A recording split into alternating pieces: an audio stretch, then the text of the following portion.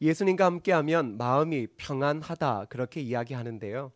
여러분은 예수님과 함께 하셔서 한 주간 정말 마음이 평안하셨습니까? 그런데 예수님이 육신의 몸을 입고 이 땅에 오셨을 때 모든 사람들에게 평안을 주러 오셨다라고 했음에도 불구하고 참 이상하게 마음이 불편했던 사람들이 있었습니다.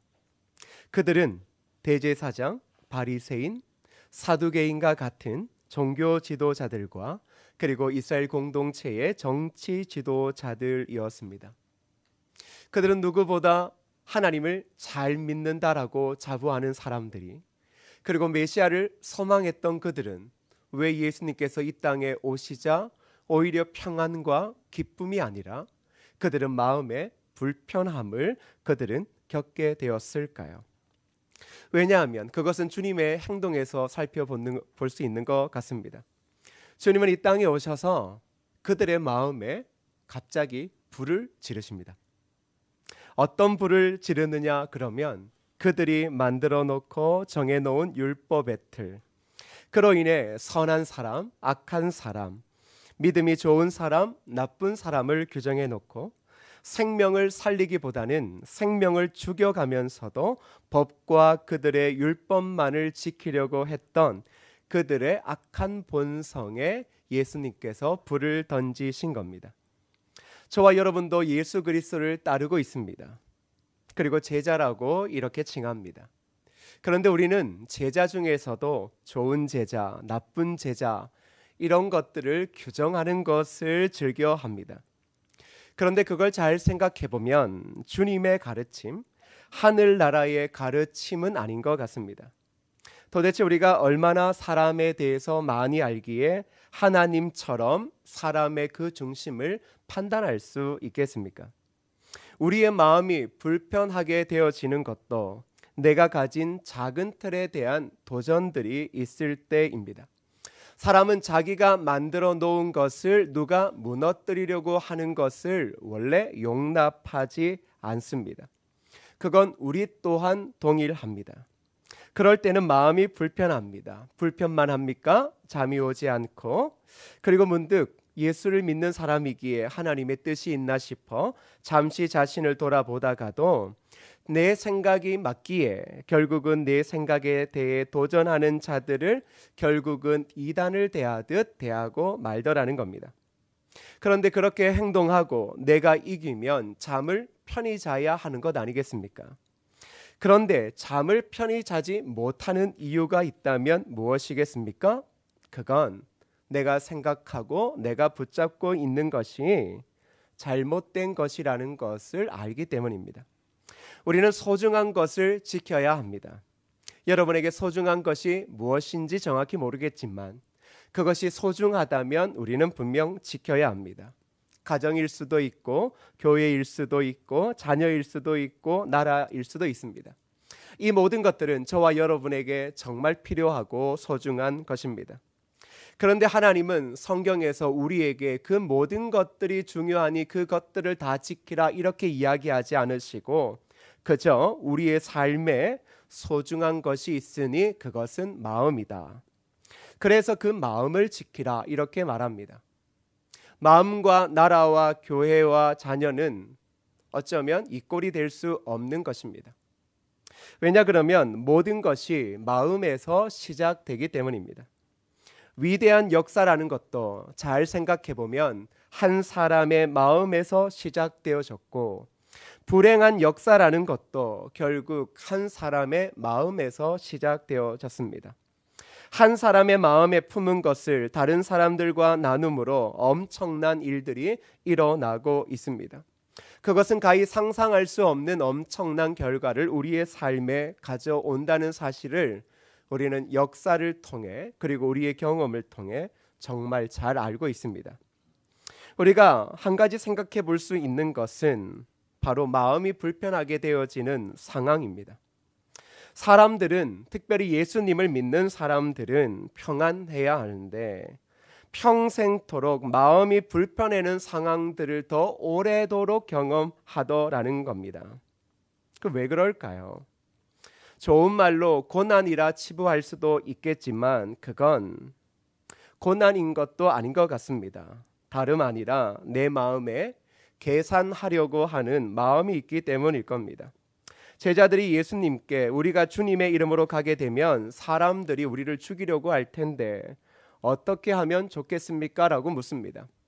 제자들이 예수님을 믿고 따르고 그리고 예수님을 전할 때 그들의 목숨을 내놓아야 된다라는 것을 그들은 알고 있었습니다. 그러면 예수님께서 어떻게 이야기해 주셔야 되겠습니까? 너네 목숨 지키려면 어떻게 해야 돼? 이렇게 이야기해야 되는데 주님은 오히려 이렇게 말합니다. 야, 무슨 걱정을 그렇게 많이 해? 제자들이 지금 생명의 위협을 느끼고 있어서 예수님에게 어떻게 하면 좋을까라고 묻는데 예수님의 답변은 정말로 그들의 생명을 전혀 귀하게 여기지 않는 것처럼 뭘 그런 걸 걱정해. 그리고 어떻게 이야기하시는 줄 압니까? 그냥 마음 놓고 가. 그러면 이제 그 다음에 이야기합니다. 그러면 성령께서 다 가르쳐 줄 거야. 생각해 보세요. 이렇게 살면 죽을 것 같아요. 예수님 믿는 거 좋고 다 좋은데 예수님 믿는 삶을 살고 그 복음을 전하면 죽을 것 같은데 주님의 답은 뭘 그런 걸 걱정해. 그냥 가. 마음 놓고 가. 그러면 성령께서 다 알게 할 거야. 다 가르쳐 줄 거야. 이게 도대체 무슨 이야기일까요? 여러분, 성령은 무엇입니까? 성령 하나님은 생명입니다. 다시 말하면 그 생명의 영이 가르쳐 준다라는 것은 너희가 계산부터 하지 말라는 겁니다. 너희가 하나님의 일을 하고 무엇을 할 때 너희 마음에 계산부터 하게 되어지면 그 계산은 욕심을 만들고 그 욕심은 결국은 너희들의 생명을 지키고 너희들의 소유와 삶을 지키려고 하는 것으로 기결되면 결국 제자답게 살지 못한다. 그러니 너희 마음속에 있는 그 계산, 세상적인 계산, 잘난 계산, 그거 먼저 내려놓지 않으면 성령의 생명의 영이 너희에게 못 가르쳐줘. 그 얘기하는 겁니다. 마음을 지키기 힘든 이유, 예수님을 믿고 있는 저와 여러분들이 마음을 지키기 힘든 이유는 늘 계산 속이 빠르기 때문입니다. 도와주는 것도 섬기는 것도 늘 계산하려는 마음이 있습니다. 그러니 좋은 일 좀 해놓고도 뒤에 가면 갑자기 마음이 불편해지고 돈이 아깝고 시간을 헌신했던 것이 아깝다고 여겨집니다. 왜 그럴까요? 그건 내 마음을 비우지 못해서입니다. 기도는 하나님과의 대화라고 이야기를 하죠. 여러분, 하나님과의 대화를 하면 뭘 알게 됩니까? 하나님과 대화하는 게 기도면 기도는 그저 요청이 아니거든요. 대화하면 뭘 알게 되어져요? 그건 계산하는 내 마음 알게 되어지는 거예요. 주님을 따르는 것도 계산하고 살아가는 것, 주님을 따르는 것도 계산하고 살아가는 것도 계산하고 헌신하는 것도 계산하고 헌금하는 것도 계산하고 뭘 선택하는 것도 계산하는 그 마음, 그거 주님과 대화하면 그 마음이 보이더라는 거예요. 그래서 기도라는 것은 무엇입니까? 하나님 앞에서 그런 계산과 이 속에 있는 내 마음을 비우고 그리고 그 비운 마음에 오직 생명의 영이신 하나님, 그 성령 하나님이 내 삶을 주관하여 내 삶을 이끌어 가시도록 하는 것, 그것이 바로 기도입니다. 그때 어떠한 변화가 성도들의 삶에 있을까요? 바로 성령 하나님은 생명의 영이기에 성도가 그때부터 살아나더라는 거예요. 내 마음이 성령이 충만하여 살아나면 결국은 우리의 모든 삶이 살아나고 평안과 기쁨을 누리게 된다. 그게 바로 주님이 우리에게 이야기하시는 내용입니다. 그렇다면 이 중요한 마음은 과연 어떤 역할을 할까? 잠언 23장 7절의 말씀을 함께 읽어보겠습니다. 시작. 대저 그 마음의 생각이 어떠하면 그 위인도 그러한즉 그가 내게 먹고 마시라 할지라도 그의 마음은 너와 함께하지 아니함이라. 이 구절을 직역해 보면 매우 쉽습니다. 그가 그의 속에서 생각하는 것처럼 그 자신도 그러하다. 자, 이것은 외부에 드러나는 사람의 행동이 아니라 속으로 생각하는 바에 의해서 그 사람의 진정한 인격을 알 수 있고 판별할 수 있다라는 겁니다. 행동은 가식적일 수 있습니다. 행동은 마음과 다르게 행동할 수 있습니다. 그렇죠? 여러분이 저와 마음이 불편해도 제 손을 잡고 아무렇지도 않은 것처럼 악수할 수 있어요. 그럴 수 있어요. 행동으로 사람의 마음을 다할 수는 없습니다. 그게 성경이 뭐라고 이야기를 합니까? 그 사람의 진정한 인격은 그 사람의 진정한 인격과 삶을 판단할 수 있는 것은 그의 속으로 생각하는 바다. 그러니까 뭘 생각하고 있느냐에 따라서 그가 예수 그리스도를 진실로 따르고 있는지를, 그리고 교회를 사랑하고 자녀를 사랑하고 있는지를 알게 되더라는 겁니다. 그러면서 이런 예를 듭니다. 먹고 마시라 할지라도 마음이 너와 함께 하지 않는다. 이게 무슨 말이냐 그러면 친절과 우호의 마음을 가지고 음식을 가득 차렸습니다. 그런데 마음은 실상 어떤 마음이냐 그러면 먹지 않았으면 좋겠다. 아니, 먹더라도 먹고 그냥 배탈 났으면 좋겠다. 우리가 외형적으로는 뭐 이런 거 좋습니다, 저런 거 좋습니다라고 해놓고 속은 뭐예요? 속은 나는 아닌데. 온갖 친절과 배려를 다 하는 것처럼 이야기해놓고 뒤에 가서 속은 뭐라고요? 안 했으면 좋겠는데. 저 사람 이거 안 먹었으면 좋겠는데. 내가 섬기고 헌신하는 것에 저 사람은 대상이 안 됐으면 좋겠는데. 잠언의 기자는 마음의 생각에 따라 위인이 결정된다라고 말합니다. 마음의 생각을 소홀히 하시면 안 됩니다. 생각할 수 있다라고 해서 온갖 이것저것을 막 생각해서는 안 된다라는 겁니다. 특별히 우리는 하나님이 주시는 마음의 소중함을 지금 이야기하고 있습니다. 하나님도 우리에게 너희의 마음을 소중하게 지켜라. 왜? 생명이 거기에서 난다. 생명 있는 삶을 살고자 한다면 너희의 마음을 지키는 것, 그것보다 중요한 것은 없다라는 겁니다. 근데 여러분, 우리는 하나님이 주시는 마음, 그리고 그 마음 가운데 풍요로움에 대해서 관심이 많습니다. 근데 그 출발점이 어디입니까? 바로 생각입니다. 마음입니다. 우리가 교회가 다음 세대 이야기를 참 많이 하지만 정말로 다음 세대가 보다 좋은 곳에서, 안전한 곳에서 기쁨으로 예배하고 커갈 수 있는 것을 생각하면 그런 것들을 꿈꾸면 매우 좋습니다. 제가 어릴 적에 늘 언제나 지하방, 단칸방에서 전전할 때 제 꿈은 딱 한 가지였다라고 말씀드린 적이 있습니다.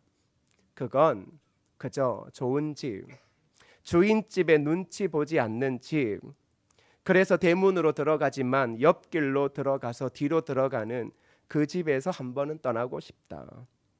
그리고 결혼을 하고 나서도 내 자녀에게는 그래도 눈치 안 보는 그런 집 주고 싶다. 그런 생각만 해도 참 기뻤습니다. 왜? 지금은 안 이루어지더라도 그렇게 꿈꾸고 그런 일들이 일어나기를 바라주는 것, 그것은 생각만으로도 매우 기뻤습니다. 근데 그것은 어디에서 시작되어집니까?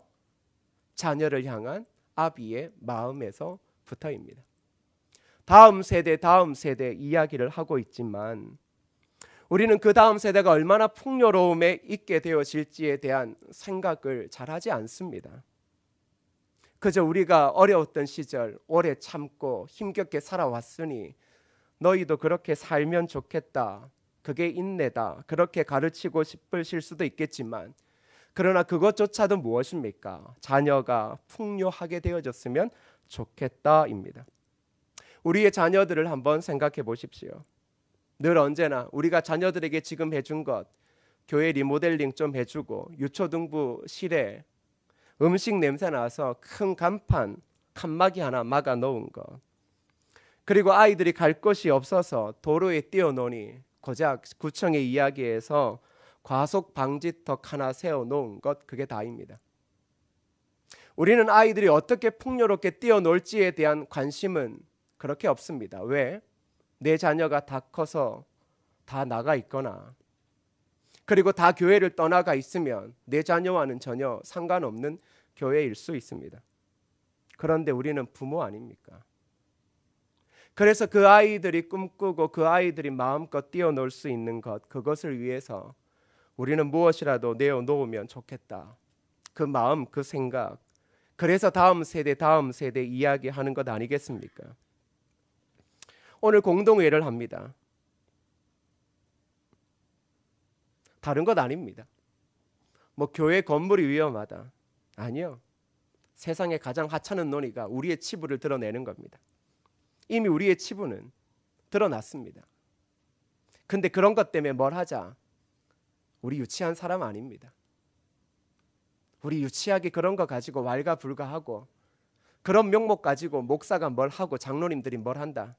아니요. 싫습니다. 그냥 제가 처음 왔을 때 장로님들이 앉아서 그 옛날에 옆에 건물 사자라고 했을 때 그때 샀으면 좋았을걸. 10년, 15년 전 이야기했던 거.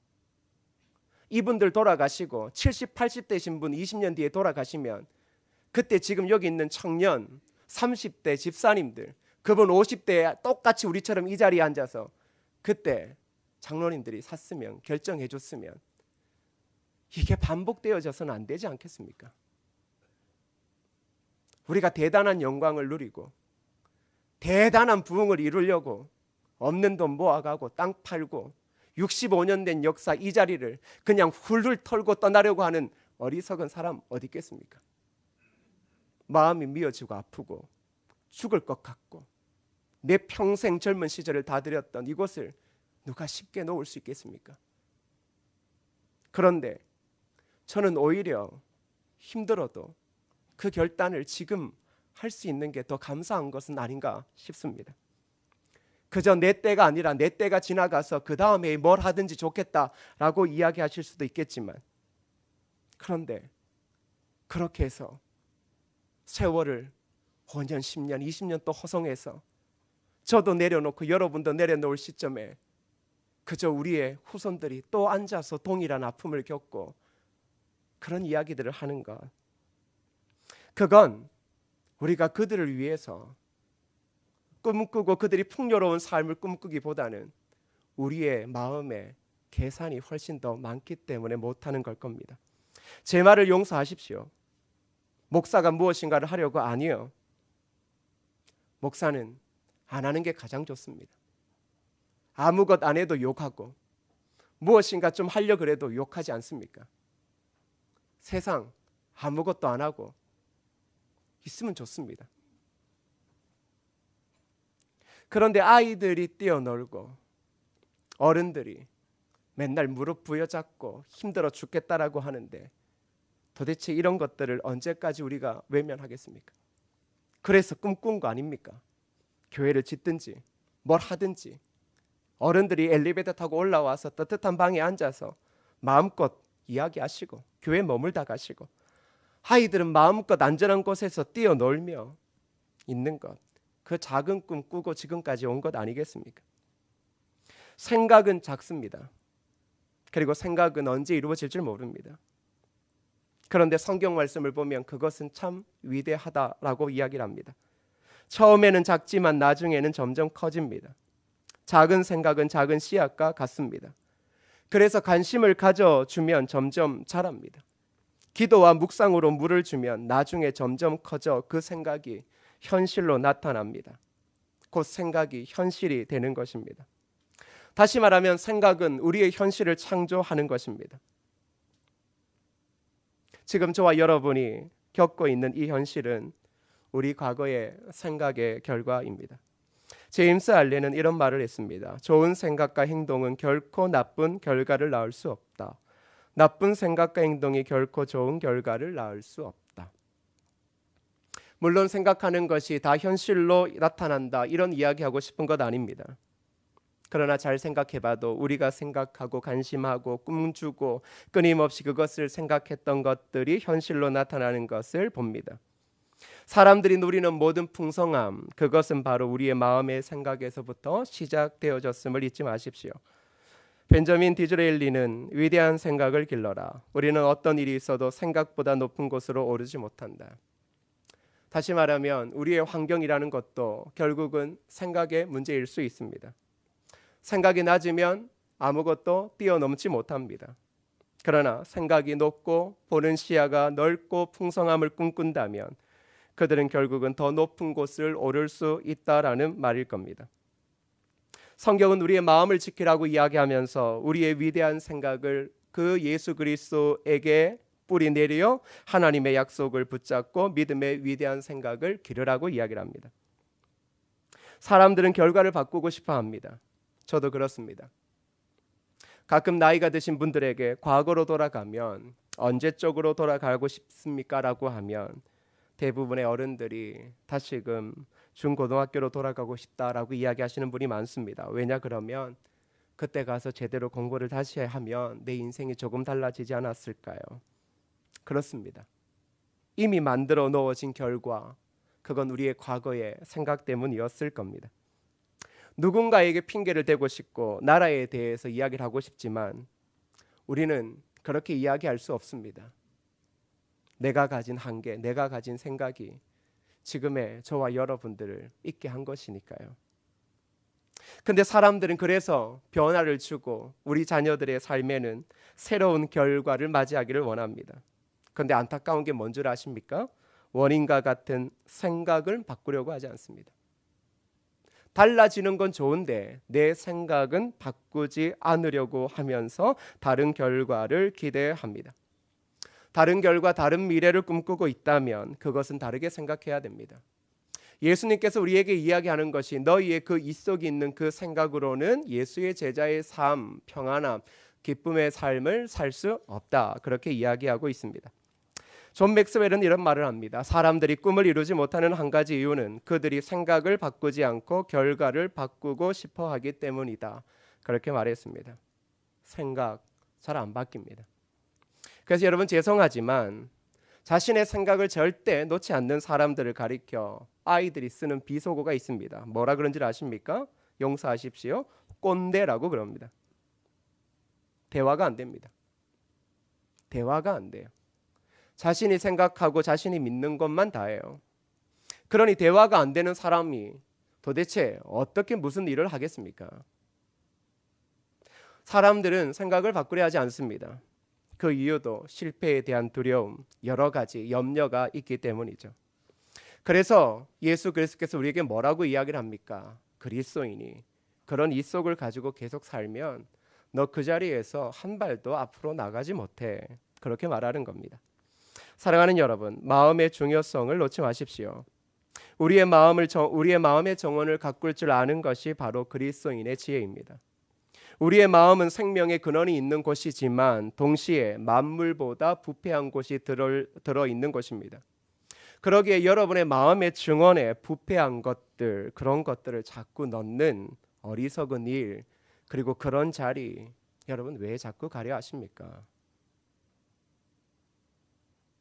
근데 여러분 잘 아는 게 뭔 줄 아십니까?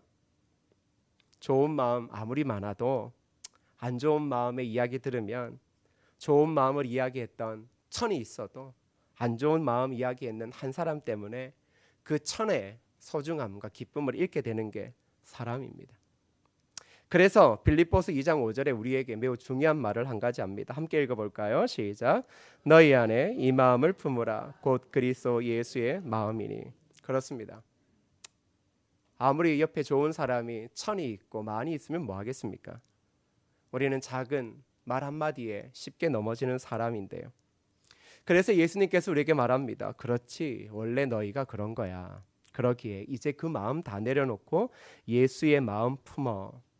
그 마음을 품으면 이제는 그 모든 것들에서 자유롭고, 그리고 그리스도의 마음을 잊기에 오히려 모든 상황 속에서 사람의 이야기에 귀를 기울이는 것이 아니라 그리스도를 주목하게 됨을 통하여 너희들은 자유함과 기쁨을 얻게 된다. 그렇게 말하고 있습니다. 마음의 중요성, 특별히 그리스도인의 마음, 예수 그리스도의 마음이 살아있는 우리의 마음의 중요성을 잊지 마십시오. 마음을 무관심하게 내버려 두지 마십시오. 그래서 날마다 그리스도로 채워지고 그리스도의 말씀으로 우리의 마음을 가꾸어야 합니다. 그 마음을 가꿀 때 내 입속을 버리게 됩니다. 그리고 그 마음을 가꿀 때 나의 욕심 버리게 되는 겁니다. 그때 우리의 삶에 무엇이 이제 보이는 줄 아십니까? 마태복음 5장 8절에 매우 중요한 한 구절을 이야기하는데 함께 읽겠습니다. 시작. 마음이 청결한 자는 복이 있나니 그들이 하나님을 볼 것이며. 그렇습니다. 우리의 마음을 비우면 비울수록 그리스도인은 결국 하나님을 보게 되는 겁니다. 그리고 그런 마음으로 사람들을 대할 때 우리를 통해 사람들은 하나님을 보게 될 거라는 것입니다.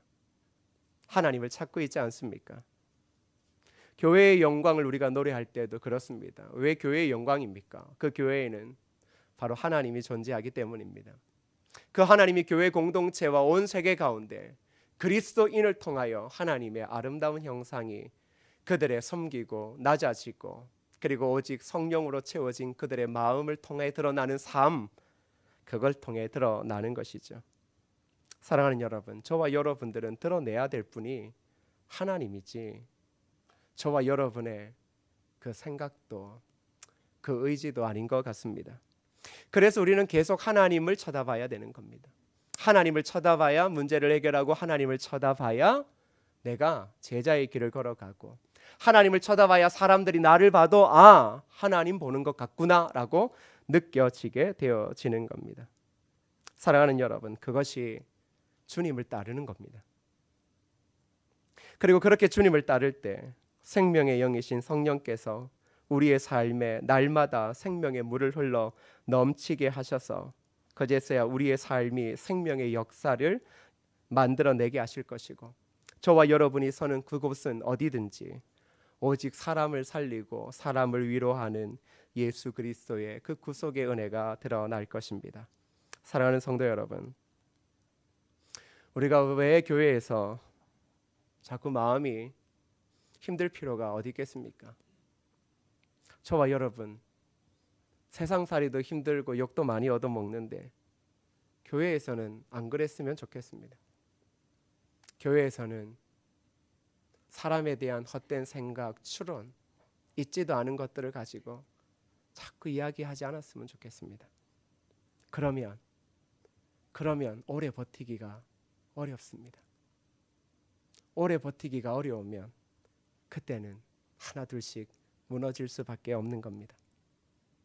그 여러분과 제 마음 안에 오직 생명의 영이신 성령 하나님만이 충만하게 채워져 저와 여러분을 통해 오직 예수 그리스도 우리를 위해 친히 자신의 몸을 내어놓으시고 십자가에서 우리를 향하여 저들을 용서하여 달라고 그렇게 외치시며 우리를 구원해 주셨던 예수 그리스도, 오직 그분만이 드러나는 것, 그것이 바로 저와 여러분 교회여야 할 것입니다. 그래서 이 한 주간도 내가 죽고 오직 예수 그리스도가 사는 그 놀라운 예수 그리스도의 제자의 은혜를 누리며 살아가기를 축복합니다. 이 시간 함께 찬양할 때요, 우리의 마음에 손을 한번 얹어 보시고요,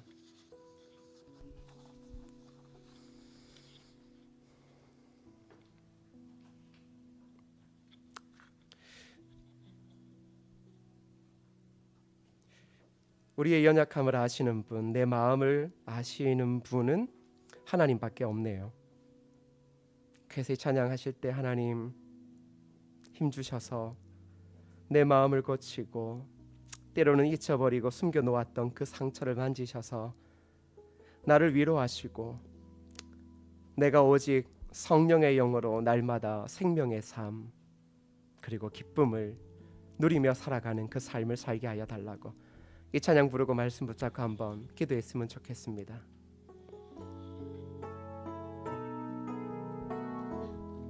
아바 아버지, 아바 아버지, 아바 아버지, 나를 안으시고 바라보시는 아바 아버지, 아바 아버지, 아바 아버지, 나를 도우시고 힘주시는 아버지, 주는 내 마음을 고치시고 볼 수 없는 상처 만지시네. 나를 아시고 나를 이해하시네. 내 영혼 새롭게 세우시네. 아바 아버지, 아바 아버지, 아바 아버지, 나를 안으시고 바라보시는 아바 아버지, 아바 아버지, 아바 아버지, 나를 도우시고 힘주시는 아버지. 주는 내 마음을 고치시고 볼 수 없는 상처 만지시네. 나를 아시고 나를 이해하시네. 내 영혼 새롭게 세우시네. 주는 내 마음을 고치시고 주는 내 마음을 고치시고 볼 수 없는 상처 만지시네. 볼 수 없는 상처 만지시네. 나를 아시고 나를 아시고 나를 이해하시네. 내 영혼 새롭게 세우시네. 오늘 말씀 붙잡고 함께 기도하시겠습니다. 기도합시다. 아버지 하나님, 은혜를 주옵소서.